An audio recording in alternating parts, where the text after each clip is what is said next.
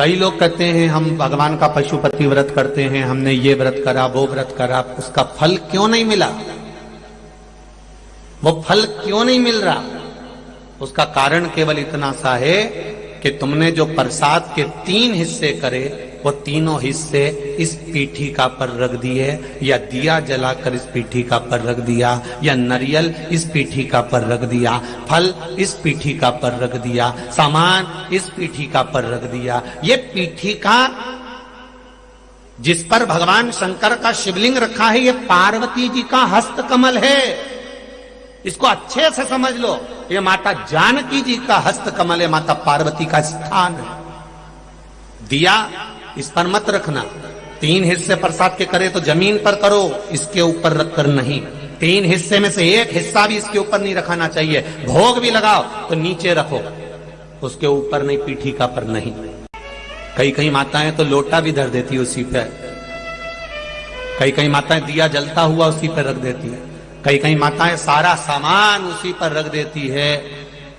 अरे भाई, दिया साइड में रखो, पीठिका पर नहीं। जहां शिवलिंग रखा है ये पार्वती जी का हस्तकमल, यहां तो तुम्हें पूजन करना है। शिव जी को जल चढ़ाकर पीठिका पे जल चढ़ाओ, गणेश जी कार्तिकेय पर जल चढ़ाइए। कितना कितना भाव वर्णन करा गया। पीठिका की तो पूजन करना है और तुम उसी का प्रयोग कर रही हो।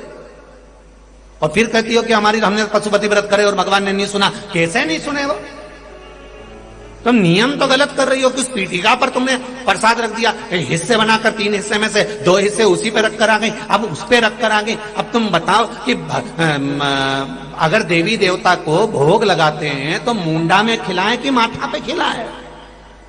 कोई भी सामग्री पीठिका पर नहीं रखना। पूजन करो, जल चढ़ाओ, फूल चढ़ाओ, बेलपत्री चढ़ाओ, कुंकू चढ़ाओ, तुम्हारी मर्जी पड़े चंदन चढ़ाओ, लाल चंदन चढ़ाओ, पीला चंदन चढ़ाओ, तुम्हारा मन पड़े वैसा तुम भगवान की आराधना करो। पर पीठिका पर कोई ऐसी वस्तु ना रखे जिससे पीठिका पर रखा हुआ सामग्री के कारण भगवान का अपमान हो जाए, माता का अपमान हो जाए। भगवान शंकर का शिवलिंग केवल शिवलिंग नहीं होता, वहां शिव और शक्ति तीनों विराजमान होते हैं।